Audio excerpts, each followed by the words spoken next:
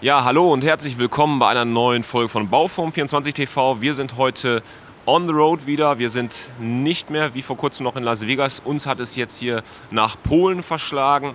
In die Stadt Września, liegt ungefähr 50 Kilometer von Posen entfernt. Und wir sind hier im VW-Werk, wo der neue Crafter gebaut wird. Heute ist ein großer Event, heute ist die offizielle Eröffnung. Dieses Werk ist, man muss es schon wirklich sagen, riesig, es ist wirklich sehr eindrucksvoll. Das Werk hat eine Fläche von 220 Hektar, das sind ungefähr 300 Fußballfelder. Die Investitionen, die man hier getätigt hat, waren 800 Millionen. Es arbeiten rund 3000 Mitarbeiter hier und pro Stunde, wenn das Werk auf volle Auslastung läuft, werden im Jahr etwa 100.000 Fahrzeuge hier gebaut. Das entspricht ca. 17 Fahrzeugen in der Stunde. Dann wird man hier 69 Derivate, also 69 Ausführungen des Crafter produzieren. Momentan ist hier die Phase, es wird schon gefertigt, aber die einzelnen Produktionsprozesse, die müssen sich noch ein bisschen einspielen. Wir haben das eben gesehen, es wird noch der ein oder andere Roboter hier programmiert auf die einzelnen Arbeitsschritte.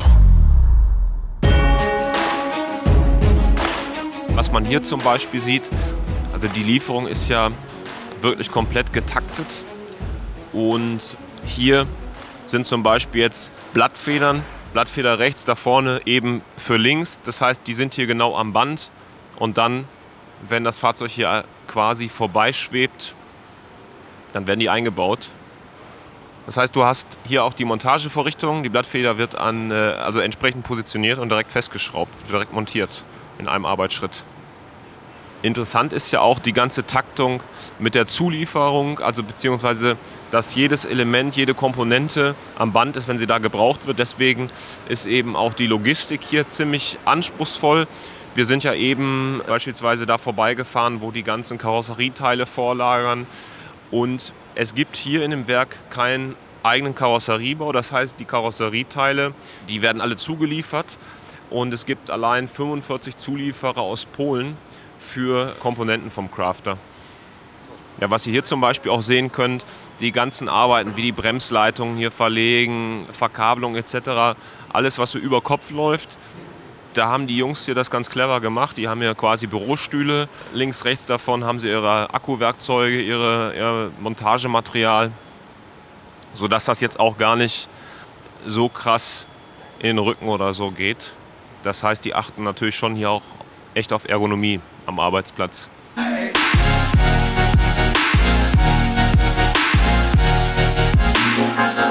Ja, so hinter mir haben wir jetzt hier den kompletten Antriebsstrang, Motor, Getriebe, Bremsen, Auspuffanlage, Tanks sieht man, Stoßdämpfer. Und das geht jetzt weiter und dann ist es das eigentliche Highlight ja beim Autobau, ist die Hochzeit, also die Verbindung von der Karosse mit dem ganzen Antriebsstrang. Und das gucken wir uns jetzt an. So, jetzt sieht man, dass der ganze Triebstrang reingerollt kommt. Die Karosse oben drüber ist exakt positioniert.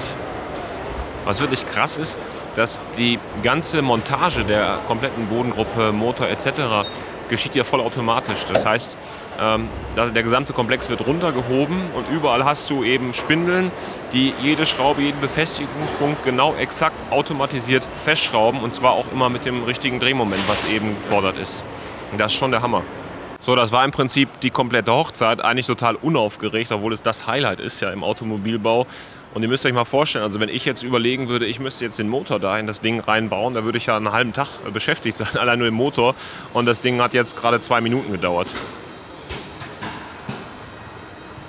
Was man hier sieht, ist anders wie dort drüben, wo es eben Parallelmontage ist hier die Quermontage. Das heißt, die Fahrzeuge werden zum Beispiel hier, der ganze Laderaum wird jetzt hier vorbereitet. Zum Beispiel kommt hier ja noch der Holzboden rein. Das gucken wir uns jetzt mal an. Was jetzt hier passiert, da steht eben die Karosse und der Mitarbeiter macht jetzt die Türen hinten auf, arretiert das und dann muss er gleich den Bereich verlassen, weil dann übernimmt der Roboter im Prinzip die Regie und baut vollautomatischen Holzboden dort in die Karosse ein.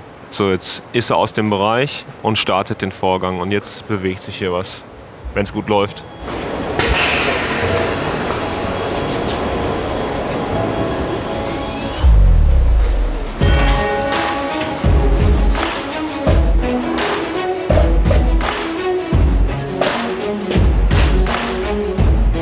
hier an dieser Station ist das Fahrzeug an sich fertig, aber es gibt hier auch noch mal ein paar Nacharbeiten. Zum Beispiel wird hier Kühlerflüssigkeit aufgefüllt. Und das, was hier nicht mit einer kleinen Werkstatt zu tun haben, sieht man auch hier. Weil wenn ihr euch mal anguckt, das Fass da, könnte man denken, ist ein Ölfass, ist aber rein Bremsflüssigkeit. Also die haben hier natürlich schon ein bisschen mehr Durchlauf.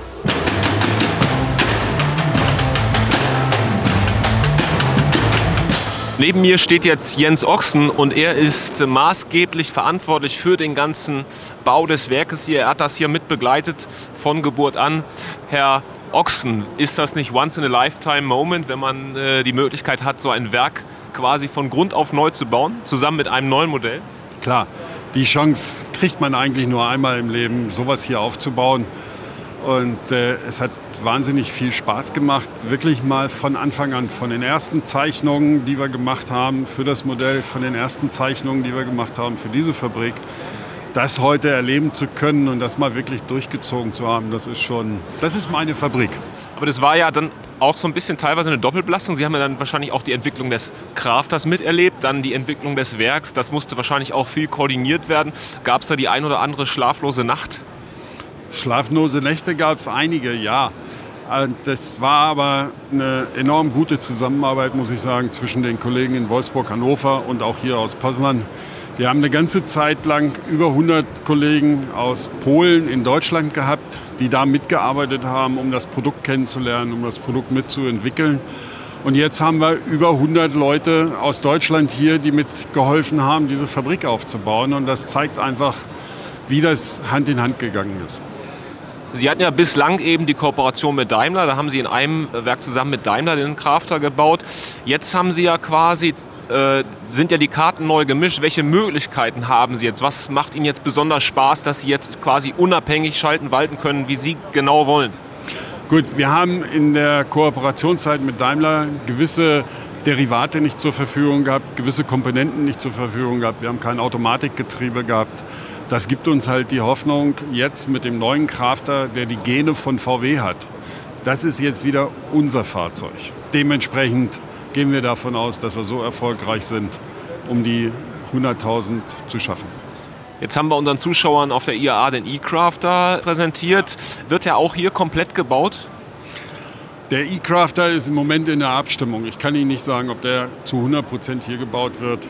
Hannover ist genauso daran interessiert, den E-Crafter zu bauen. Das Grundfahrzeug werden wir aber hier herstellen und es ist eine Frage der Zeit, dann wird der wahrscheinlich auch hier gebaut werden, ja. Das heißt, heute ist ja für Sie wirklich ein Stichtag, die Eröffnung des Werkes. Aber was sind jetzt die großen Herausforderungen für Sie?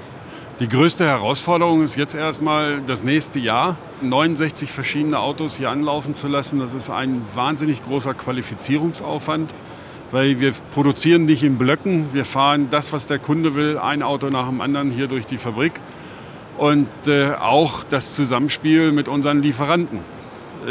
Stellen Sie sich einfach eine ganz große Tanzschule vor, wo alle Leute im gleichen Rhythmus tanzen müssen. Und das muss unsere gesamte Zulieferindustrie auch im gleichen Rhythmus mit uns die Produktion hochfahren auf über 300 Autos am Tag.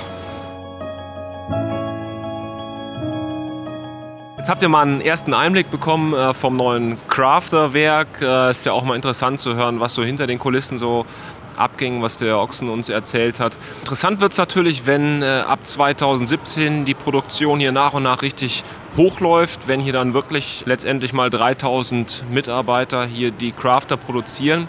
Frage an euch, habt ihr Lust, dass wir uns dann vielleicht das Ganze nochmal angucken und euch mal einen ausführlichen Bericht über die Produktion des Crafters zeigen? Schreibt es uns in die Kommentare, hinterlasst uns ein Like, würde mich freuen.